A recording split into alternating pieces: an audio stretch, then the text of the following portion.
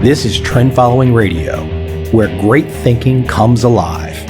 Nobel Prize winners, legendary traders, best-selling authors, and the pros that know what drive us irrational human beings.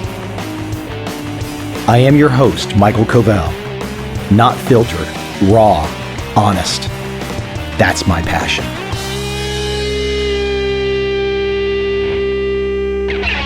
So this great book came across my desk, Algorithms to Live By, The Computer Science of Human Decisions. Let me give a brief overview from the website. A fascinating exploration of how computer algorithms can be applied to our everyday lives, helping to solve common decision-making problems and illuminate the workings of the human mind. All our lives are constrained by limited space and time, limits that give rise to a particular set of problems. What should we do or leave undone in a day or a lifetime? How much messiness should we accept? What balance of new activities and familiar favorites is the most fulfilling? These may seem like uniquely human quandaries, but they are not. Computers, too, face the same constraints. So computer scientists have been grappling with their version of such problems for decades, and the solutions they've found have much to teach us. Again, that is from the book Algorithms to Live By Brian Christian and Tom Griffiths. And my guest today is one of those authors, Brian Christian. Oh, and by the way, if you invest or if you are a trader, it's a must read. Now on to Brian Christian.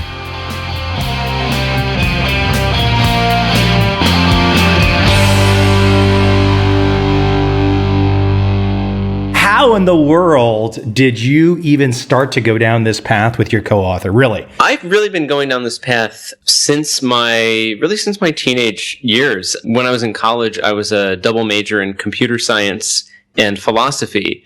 You know, in some sense, each way of looking at the world started to permeate the other. And I began, thinking of computer science in philosophical terms, but also thinking about computer science as a way to approach the problems that I was facing in everyday life, the way that we would turn to a discipline like philosophy for advice on, the problems of the world, the things that we're grappling with. I actually found that computer science offered me, in many ways, an as compelling or more compelling framework, and really a vocabulary for kind of understanding the problems around me. And so, this is something that I've been thinking about for a very long time. My background, having written several books on trading, I was just stunned to go through your work because, and I don't know if anyone said this to you yet, but if somebody is a trader, an investor in 2016, and they're serious about it, this is almost foundational, your work. Now, maybe that was not the intent, but in my world, so many of the quant traders, and I'm not talking about the high frequency stuff, but the kind of the longer term trend traders that have 100% automated strategies, all back tested, finding a positive mathematical expectation, understanding overfitting, understanding robustness, having it all automated. And to read your work, it's like, oh, wow, okay. Whether intended or not, you guys just laid down the foundation for traders today. Yeah, well, thank you. I mean, that's not an area that I know especially deeply, but it's certainly, I'm certainly aware that we're kind of living in this time in which a lot of the decision making that's going on in the world, finance being a great example, is increasingly being, executed by algorithms. There's this increasing need to understand just some of the larger ideas and the real principles of the field of computer science as a way of kind of making sense of how these things operate. And I think there's a real opportunity to bring some of those principles back to our own decision-making processes in our own lives. And so that's really where I see this book coming in, is it kind of completes this feedback loop where for the last 50 or 60 years, algorithm designers have begun by asking themselves how they would solve a problem. And that's often, any programmer's first draft of a piece of code that they're writing. But of course, as the field has matured, we've developed this formal rigor around being able to make assertions and make proofs around optimality and expectation and bounds and so forth. What we haven't seen is bringing that knowledge back around to improve our own intuitions. And so that's where I see this book coming in as kind of completing that circuit. Let's talk the word algorithm. For people that know, they'll hear your words, they'll read your work, and they'll be like, oh, okay, it makes perfect sense. But for a lot of people, I know the word algorithm immediately brings about fear and confusion. And why don't you give a little of a historical perspective? Because an algorithm is just really a way to take things that we could do as a human being on a piece of paper with a pencil and taking it to the land of computer science, to the land of computers. So why don't you give a little bit of a narrative there? Because it's not necessarily so complicated. I think sometimes it's the vocabulary that causes people to pause. Yeah, I think that's true. It's a word that today we associate, specifically with the world of computer science, but the principle of what makes an algorithm is it's really just a series of steps that you follow to solve a problem or make a decision. Algorithms in this sense are much older and much broader than the computer, of course. And, we all in school learned, for example, algorithms for doing long division, or, you subtract by carrying the one and so forth. But, it goes back even farther than that. I mean, you can think of and cooking following a recipe as being algorithmic in that sense. And so, mathematical procedures have been found on clay tablets dating back thousands of years. And so in many ways, they are not only older than the computer, but they are some of the first and oldest technology, if you will, of the human race, at least as old as the Stone Age. So let's bring people into an example. I was thinking of one in my life inspired by your work, and perhaps you can take my example and run with it and pass along the lessons. Years ago, I was working on a documentary film. I had just moved to San Diego. I needed to hire a film assistant. I put a Craigslist ad out. I think approximately 30 female candidates showed up. The very first one was the most competent, but she scared me. I just moved to California. She was in a pantsuit. I don't know. She just scared me, and I didn't want to hire her on the spot. So I interviewed 29 other ladies, and they were just all not anywhere near her level. And then, in fact, the very last candidate, I can't even make this up. I laughed to myself about the very last candidate, as we were leaving, attempted to kiss me on the lips as an exit interview. So I went back and I hired the very first lady. And as it turns out, she ended up going to USC's film school and has a successful career now in LA. So it was a good choice, but I wasn't really using any kind of an algorithm probably described in your work. I was probably doing everything wrong. Well, you certainly found yourself in one of the canonical problems of the 20th century, which is called the secretary problem. And it is almost exactly as you described. The canonical setup is you're hiring for a position and you get, N candidates. So in your case, 29 or 30 show up in a random order. At each step of the way, you evaluate the next candidate that comes in, and you have to either hire them on the spot and send everyone else away and never know if there might have been a better candidate out there, or you dismiss this candidate, in which case, in the classical version of the problem, you do not get the ability to call them back later and try to bring them back in. The crux of this problem is, how do you try to, of course, hire the very best person for the job without knowing in advance who that person is going to be? And at each step of the way, you're faced with making this irrevocable choice. Do you take the person in front of you and not know what else is out there, or do you send them away, but maybe you've just blown your best opportunity? This field in general is known as optimal stopping. And in the book, we sort of unpack the structure of optimal stopping problems and show that there are really a whole host of situations in life that take this form. And so one of the examples that we give is real estate. If you're looking to buy a house or rent an apartment, in most competitive markets, you are faced with exactly this kind of a dilemma where let's say you go to an open house and people are submitting bids pretty much on the spot. And so you have exactly this dilemma. How do you know when your best opportunity is without the ability to gather information and synthesize it before making a choice? And the classical version of the problem has this very famous solution, which is that you should refrain from making any offers for the first 37% of the applicant pool. And after that point, instantly extend an offer to the first person you see who's better than everyone you saw in the first 37%.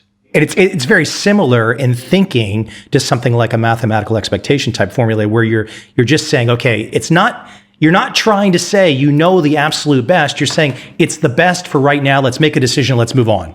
I think there's a deeper point here about this problem, which is that even following the optimal solution, it does not guarantee that you're going to get the optimal result every time. What it can offer you is, in this case, the best probability of getting the best outcome. And I think at a slightly deeper level, what it can offer you is really peace of mind.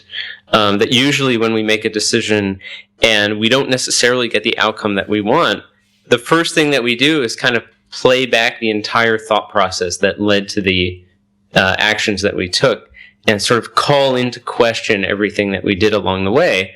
And there's something, I think, very consoling about having a mathematical or a computational understanding of the form of the problem that you're facing, which is that it enables you to be confident even when you don't get the result that you want. You can still know, hey, I followed the right procedure. I followed the right thought process in this case. Even if I didn't get the outcome I wanted, I don't have to call all of that into doubt because I know that I followed the right process. Process versus outcome. They're not, I think that's one of the biggest issues we have in humanity today. We can have that great process, but we all still fixate on the outcome, whereas we should be saying to ourselves, let's just follow a great process and know that we're going to have errors, we're going to have mistakes. But if we keep following the good process, we're going to be in a much better place in the long run. I think that's exactly right. An understanding of the structure of the problem that we're facing, the basic characteristics of the optimal solutions, I think is a really powerful starting point in order to get a sense of what those processes should be. And I'll give you an example in my world too. When you look at some of the traders today, let's say they have a 100% automated trading system and they'll get a signal that says buy. Well, most of the time, 60% of the time, perhaps that buy signal turns around, goes the other direction, and you have to take a small stop. As a human being, though, if you're just sitting there making the discretionary decision, you call into question, did I make the right move? Did I do the right thing? The computer just says, hey, I'm going to follow the rules. And we know in the long run, we want to get out if it doesn't go our direction. It's very, very similar to what you're outlining in your work. Mm-hmm. Yeah, I would add also that, there are some people who are skeptical, for example, that the structure of a classic optimal stopping problem really does describe the types of decisions that we face in everyday life. I mean, there is this very strict assumption in the problem that at each moment in time you have this irrevocable choice. And in your case, you encountered a real life example where the assumptions of the model were a little bit relaxed. In the case of making that higher, you were able to go back and extend an offer to someone even if you didn't hire them on the spot. In fact, there are optimal algorithms for this version of the problem too, which is known as recall. Trading, I think, offers a wonderfully stark example where, as you describe, at each moment in time, you have this extremely fleeting and ephemeral opportunity. You must make a decision on the spot. If you buy, then you can't reverse that without some pain, right? But also, if you fail to act, then the opportunity may go away, and you don't have the opportunity to rectify that also. In fact, many aspects of the financial world are implicitly modeled using optimal stopping under the hood. I know that American stock options, for example, if you want to assign a value to the option to buy something or the option to sell something, how do you assign a value to that? Well, implicitly, you have to make some assumptions about, whether that person is going to be able to know the correct time, the best time to exercise that option. The mathematics of optimal stopping are at work under the hood of some of these things that are familiar to traders. As you talk, as you explain, I think back to my MBA program and I say to myself, I thought I really only learned two things of great value in my life: the definition of a sunk cost and an opportunity cost. Yes, absolutely. Yeah, it's right. It's right there in that, right in the same headspace. Let me let you tear apart another word. You mentioned it earlier, and plenty of people are going to know, but probability is a sticky wicket for people. But let's talk about probability, because again, it's the process versus outcome thing. And it's like whether we're talking poker or the MIT blackjack team, trading, VC financing, probability is really the success foundation of so many businesses today. And I don't think that's necessarily properly understood by so many people that don't have the training or the understanding. Yeah, I think, furthermore, one of the key things that compounds the problem of dealing in probabilities is we're also dealing in uncertainties. That you might have information about two things, and you're trying to decide between them, but not only is the information probabilistic in nature, it's also uncertain. So to give you a concrete example, let's say there are two airlines that you fly. One of them you fly more than the other. Let's say one of them has been on time 9 out of 15 flights, so 60%. The other one you've only flown twice, and it was on time once, and it was late once, so only 50% performance. Simply put, you're trying to decide what's the smarter airline to take for your next flight. There's one that's been on time 60% of the time, 9 out of 15. The other's been on time 50% of the time, 1 out of 2. But in this case, it's compounded by this other factor, which is that you just don't have as much information about the second airline as you have about the first. How should we try to make the best decision when we're comparing these two different quantities? There's a famous problem in computer science called the multi-armed bandit problem, which is sort of an odd name, but it comes from the idea of the slot machine as the one-armed bandit. And it's exactly this. It's like you walk into a casino, there are all these slot machines that pay out at different rates with different probabilities. But crucially, you don't know which machines pay off at which rates and which are better than others until you start playing them. And I think that's something that's very true in many aspects of life. And so the critical thing to a computer scientist is what's called the explore-exploit trade-off. So you have to very consciously trade off how much energy you're going to spend gathering information and how much of your energy and your time and your money you're going to spend leveraging the information that you've already gained to try to get the best outcome that you can. And I think there are so many situations in life where we have to trade off in exactly this dimension. I mean, careers being one example where, you have people weighing, is it worth trying to start over in a different career track? Or is it worth going back to school to get this additional credential and things like this? Is it worth exploring this new business possibility, or should I just sort of hone and refine the thing that I have? And in fact, mathematicians and computer scientists that have done some of the most important work on the multi-armed bandit problem and the explore-exploit trade-off have done a lot of it for companies that were explicitly trying to decide how to allocate their resources between these more exploratory things and the things that have a known payoff. So one of the best examples was that in the 1970s, the Unilever Corporation, pharmaceutical company, hires this mathematician, John Gittins, and they say, tell us what percentage of our budget we should be spending on R&D for experimental drugs, and what percentage of our budget we should spend, on just marketing for drugs that are already profitable. And so this gives us a formal framework for thinking about what are otherwise kind of apples and oranges types of comparisons.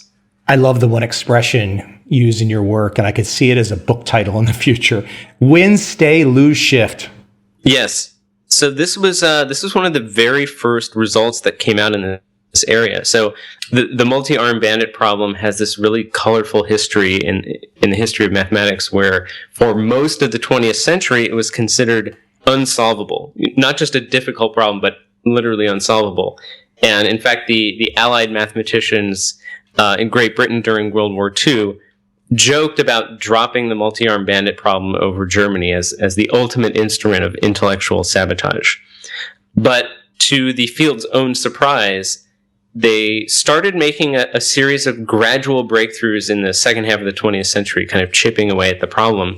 And one of the first was this finding that this very simple algorithm called win, stay, lose, shift was better than just playing at random, which is a very modest result, but it was really the first key stepping stone towards the full solution of the problem.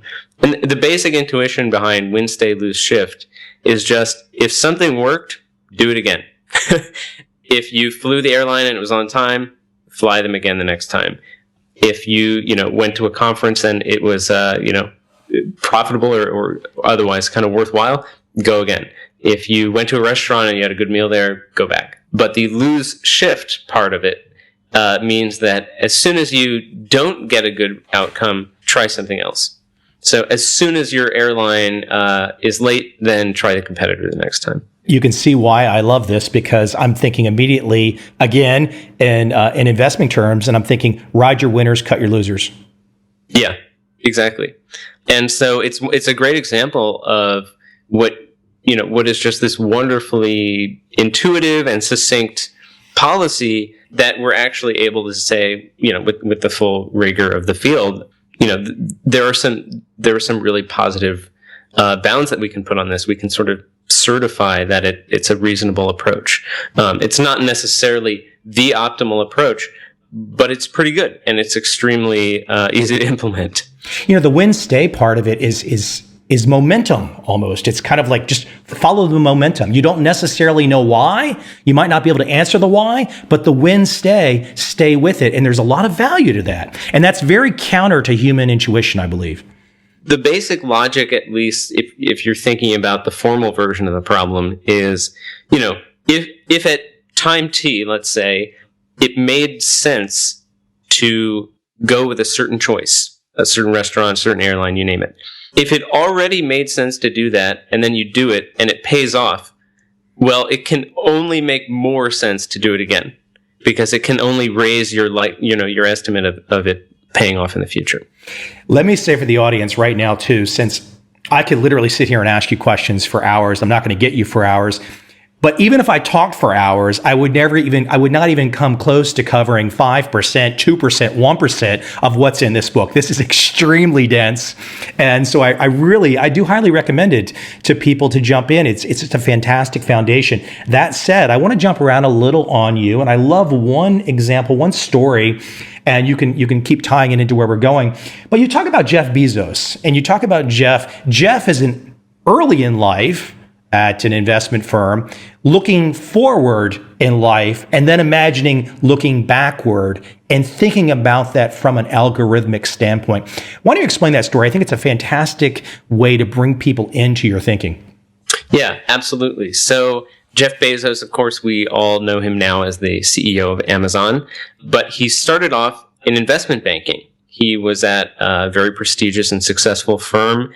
I believe it was D.E. Shaw, and he was working in New York City, and he has this inkling, as he explains to his boss at the time, that he wants to leave this investment firm and start an online bookstore in Seattle, which at the time just seemed like, insanity of why would you leave this extremely lucrative, successful position to do this thing that to pretty much anyone at the time seemed like just a total lark.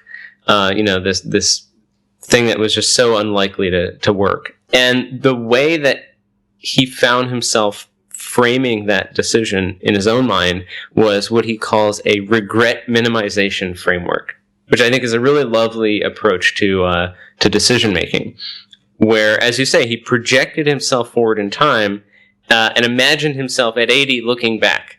What he realized was that he would not regret having tried, even if he failed, but he would regret not having tried. And so from that perspective, it just made the decision incredibly easy for him. And of course, we all know what happened after that. Well, if you put aside even the current day Amazon success, I really do think this idea of the regret minimization framework, I've never thought of it that way. And it is quite beautiful, because if you're a young person or whatever age you are, to say with the limited time that I have left, and that's always uncertain too, but to try and look ahead and say it that way, it changes the dynamics so much, because it really, if you're honest about it, it forces you out of the comfort zone to say, oh, wow, what am I afraid of, really? Because if I'm going to get to 80 and I'm going to look back, I don't want to just say I just clocked in every day for 50 years and I got a gold watch. It really is it's a great way to think. Yeah, absolutely. And it's, it's a little bit of a memento mori of sorts. It's kind of a lights a fire.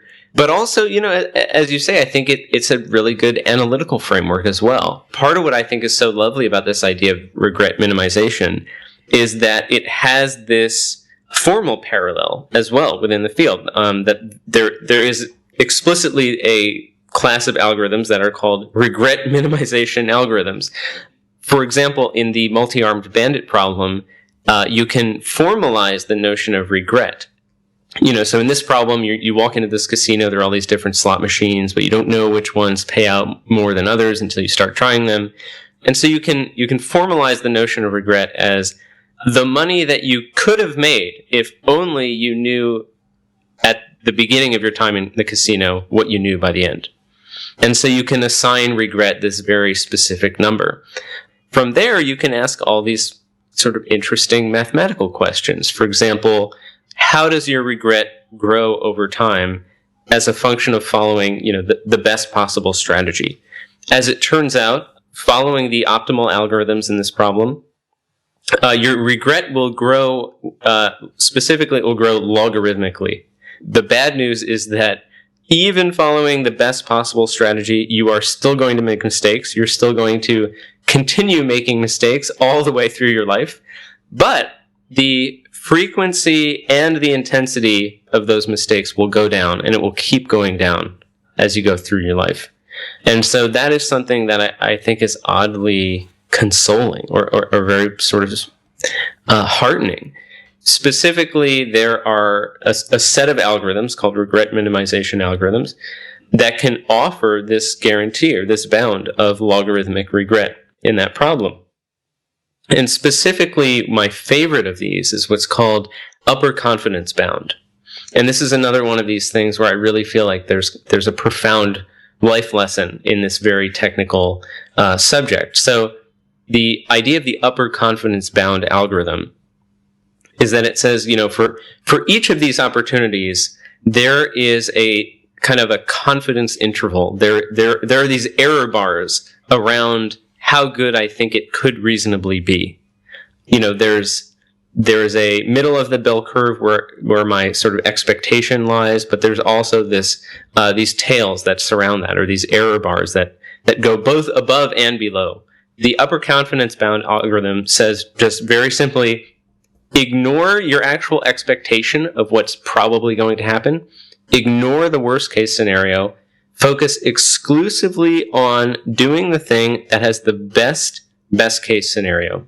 And this is an algorithm that's been shown to minimize regret. And to me, that's just this very sort of human takeaway from this problem, that we can literally minimize our regrets in life by focusing on the things that have the most positive potential. To me, that's very profound. From there, so we think about Bezos and this great framework. Now, of course, once he jumped, he then had to have his stopping point, Amazon, to some degree. Perhaps that wouldn't have worked out, and he would have had to try another venture. I don't know, but it did work out. But there, on the flip side of this, there are many people that have that spirit that Jeff had, but perhaps, and I'm kind of reading from what you say here, but there's many people that they tend to over-explore. So they favor the new disproportionately over the best. You have these people that have the energy and excitement to go jump like Bezos did, but they keep jumping and they can never sit still. Right. That there is the possibility to go too far in that direction. Yet one of the things that I think is quite interesting is having looked at the problem and looked at what characterizes the optimal strategies, the optimal algorithms in the scientific literature, there's this irresistible question, which is that what real people actually do in real life when they're confronted with these types of problems? In each chapter, we kind of delve into the psychology literature and say, what does it look like when you actually throw people into a lab setting and have them go through these sorts of tasks? Do they do what the optimal algorithm would have them do? In almost every case, the answer is no, they don't. And so there's a real opportunity there to ask, well, why is that? Is that because people are just, stupid or misinformed or kind of poorly designed by evolution for these sorts of tasks? Is it perhaps that it's the models that are wrong, that the people are in some sense doing something smarter than what the theory has gotten us to? In the case of explore-exploit problems, there is this very consistent result, which is that people tend to over-explore. They gather more information than they need to. They don't commit as much. They second-guess themselves more than they should, and that sort of thing. The famous experiment in which this comes up was one by Amos Tversky and some of his colleagues back in the either 60s or 70s. They had this setup where they had a box with two lights on it. One of the two lights would come on with varying frequency. And they said, okay, we're going to press this button that will turn one of these two lights on. We're going to do it 1,000 times. And each time you have the opportunity to either observe the light or place a bet on what you think which light you think is going to come on. But you do not get to observe which light came on. And you do not find out until the end of the experiment whether you won or lost money on that bet. It turns out that the optimal strategy in this case is, I believe you make 38 observations in a row, and then you blindly place a series of 962 bets on whichever light came on more at the beginning. This is not what people do at all. They are much more exploratory. They gather much more information. They will observe for a long period of time, then they will make a series of bets, then they will go back to observing, then they will make a series of more bets, then they'll go back to observing. Well, someone had a closer look at the raw data from this study and came to a realization that I think is quite significant, which is if the probabilities that these different lights were coming on was on a random walk, if it was varying over time, well, then what the human subjects were doing is in fact extremely close to the optimal solution. This is a version of the problem known as the restless bandit problem. Then you can ask the question, well, okay, why are subjects behaving as though these payoffs are volatile when we've told them ahead of time that they're fixed? I think an appropriate response to that is, well, there's subjects in a psychology experiment, so I think it's perfectly reasonable for them to doubt the description of the scenario that the experimenters gave them, because there is a long storied history of psychology researchers lying to subjects. So I think it's probably appropriate that the subjects didn't take it on face value. But the deeper point here is that when you find yourself in one of these restless bandit problems, when the fundamental truths can change, the world itself can change, the environment that you're in can evolve, well, then you really should spend more of your time gathering information and commit for smaller stretches of time before gathering more information. And so it turns out that humans' instinct to quote-unquote over-explore is in fact very well adapted for the sort of dynamic and changing world that I think better describes a lot of the scenarios that we're actually in. We also run the risk, though. Let's say an investor, for example, wants to make an investment in Tesla. How much information do you gather and when do you stop? These become tricky questions because in many ways, I can think of many investors that would say, I want the most simplistic data, a simple price momentum, and I'll bet off the price momentum alone, versus some other investors might say, I need to have, untold amounts of fundamental information, but the untold amounts of fundamental information never end. Yes, right. While you are gathering all that information, you might be missing out on your best opportunity, your best window, right, to buy. Right. And one of the key factors in any sort of explore or exploit problem is this question of how much time you feel you have. What is the interval of time over which you are trying to optimize? By analogy, if you are living abroad, let's say for a year, the first week that you're there, even if you discover an amazing restaurant, you probably don't want to go back twice in the same week because, the second restaurant that you try in that country has a 50% chance of being better. And the third restaurant you try has a 1 in 3 chance of being better, which is pretty high. And moreover, if you do find a restaurant that's better than the best one you already know about, you have 51 weeks to enjoy it and keep going back. Conversely, if you imagine yourself in the last week of your trip, well, the odds that a restaurant that you try are the odds that a new restaurant you try is better than the best ones you already know about are quite small. You're able to set a pretty high bar as a result of your experience. But furthermore, even if you did find a restaurant that was better than the ones you already know about, you've run out of time to continue to enjoy that.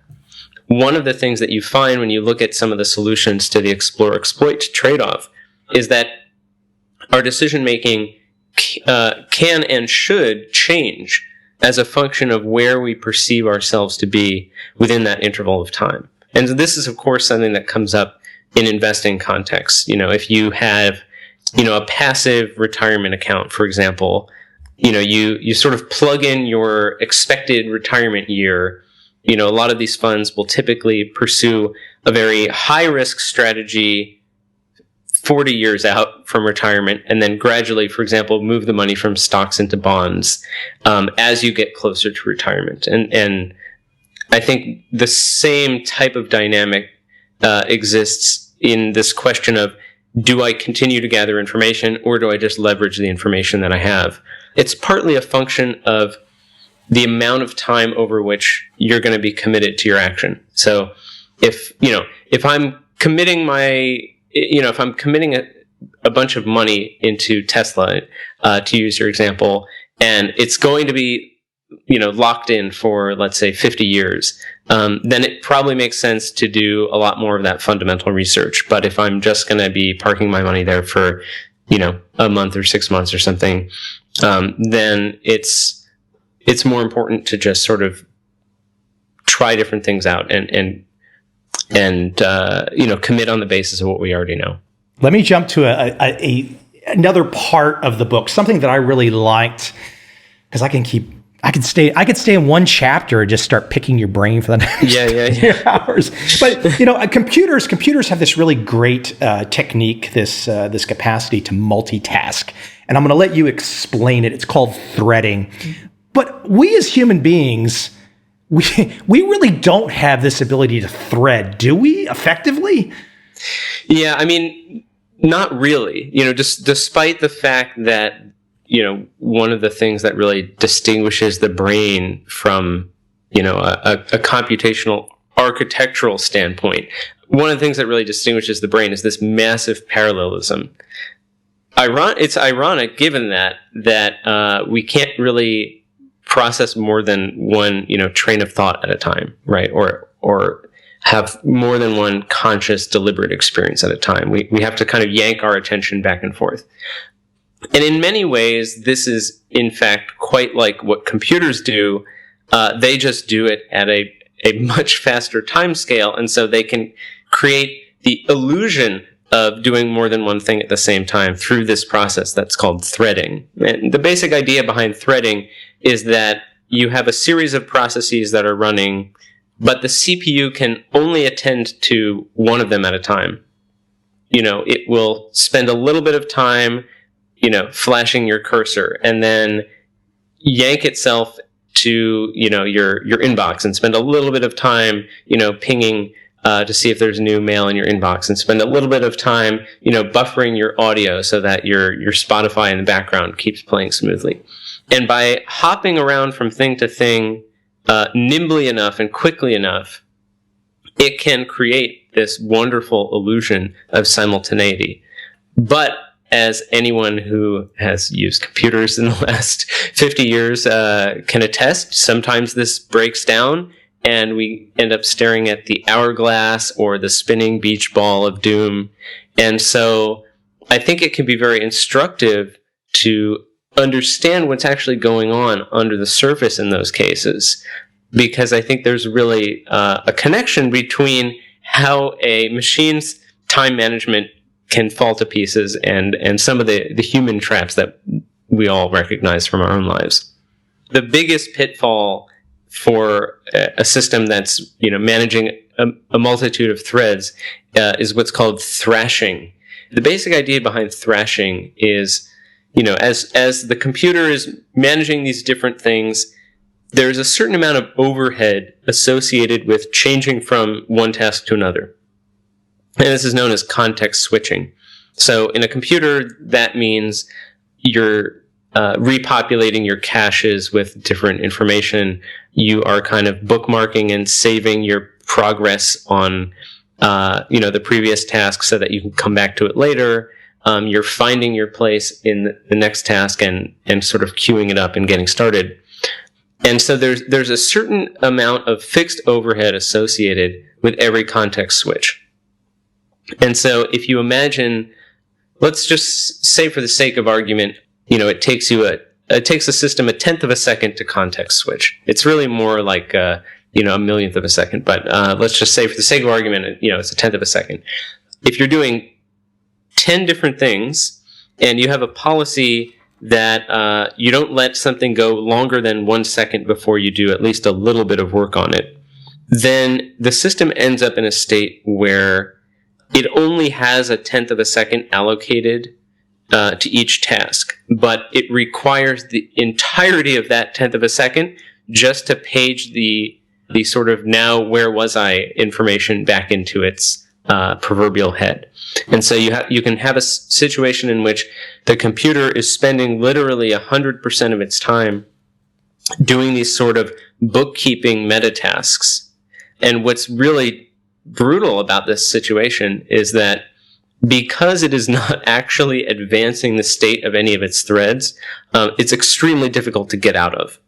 Because it's not doing any real work. And so it's not likely to terminate any of those processes and bring the system back to a more stable state. Nice description of human nature, huh? Yeah, I mean, honestly, I see more of myself in that description than I'm, comfortable with. I think we've all had moments where we've felt, if you've ever spent, more time mentally keeping track of all of the things that you have to do than actually doing them, then you're basically in a position of thrashing, where the meta work and the bookkeeping has overwhelmed the actual work that you're doing. Brian, let me bring up one more topic with you before I let you leave. This one really is near and dear to me. I'm so sad to see its demise, but I started as a Eudora Mail user probably in the mid-1990s. And what I loved about Eudora Mail is that, and I had to stop, I think in 2013, they stopped supporting it on the Mac. But what I loved about it is that I could sort things, right? But if I needed to search on Eudora Mail, and they've basically, all the folks in Silicon Valley have eliminated this opportunity for me. It does not exist. Eudora Mail still cannot be beat for search. If I wanted to search a decade of email and find anything from a thought to an IP address, you name it, Eudora search was just absolutely awesome. The searching versus sorting conundrum It's something you cover in your work a lot. Why don't you speak to it some from your perspective, and maybe perhaps a lesson or a story that might give people a window into what you guys have discovered and put out for us? Yeah, absolutely. One of the canonical domains of computer science that would be familiar to any computer science student is sorting algorithms. In many ways, this is one of the canonical computer tasks. How do you sort a set of things as efficiently as possible? In the book, we get into the history of sorting algorithms and what advice they might hold for us about the best way to, organize our household items like our bookshelves and so forth. But I think that the deeper principle here is that for a computer scientist or for a computer system, there is really one and only one reason that you would sort things in the first place, which is to save yourself time searching for those things later. That, I think, is a very deep point that leads to a way of thinking about the question of sorting, which is really, should you be sorting at all? Will the act of sorting something save you more time in subsequent searches than the act of sorting it would itself take? It's a really deep thought. And so you end up with, in many cases, a computational argument for mess. That there are a number of things in life that, we as humans attach kind of a moral dimension to, or a guilt with something being messy. When in fact, there is this argument that can be made in a number of situations where mess is not only the easy choice, but it can also be the optimal choice. Computer science, of all things, it's ironic because we think of computers as kind of the paragons of organization. But computer science gives us the language to actually formulate the rigorous argument for mess. And that for me is really sort of counterintuitive and cool. It's very cool. Really, it's there's so many kind of aha moments in this work. I really appreciate you putting it together. I do want to read one last sentence, which I think for the audience to keep you thinking as to why this is important. And this is from your work. The underlying directive of any good algorithm is to minimize the labor of thought. We all want to do that. Absolutely. Yeah. I think that's one of the kind of unintuitive things about computer science is that the goal of any algorithm is to minimize computing. To a computer scientist, computing in some sense is the enemy or is bad. And so I think there's something we can all sort of take heart in, that there's, in any decision-making process, there is this critical component of just knowing when to stop thinking or knowing how hard to think about something.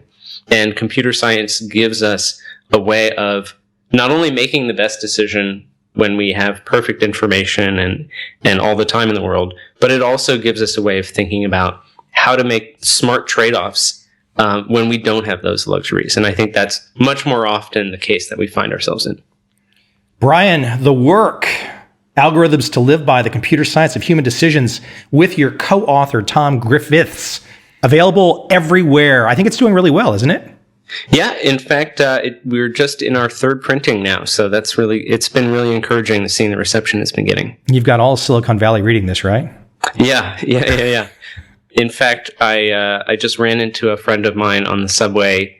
We were talking about the book, and the guy standing next to me, whips around and says, "Oh my God, you wrote Algorithms to Live By? I love that book." So yeah, it's really satisfying when you can feel like the work that you're doing is reaching people who are sensitive to it and who are able to take something out of it. That's really meaningful. Beyond Amazon to buy, is there a website people should check out? Algorithmstoliveby.com. Brian, I thank you for taking the time. Hopefully I can have you on again when the next work comes, because I know a next work will come. Absolutely. It's been a total pleasure. So I would love that. Thank you very much for having me.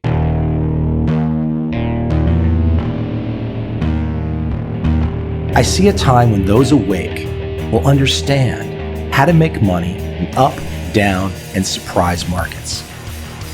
Whether new trader or experienced, college student or financial advisor, protecting against a crash, or just trying to make a lot of money, trend following offers everyone an answer in uncertain times.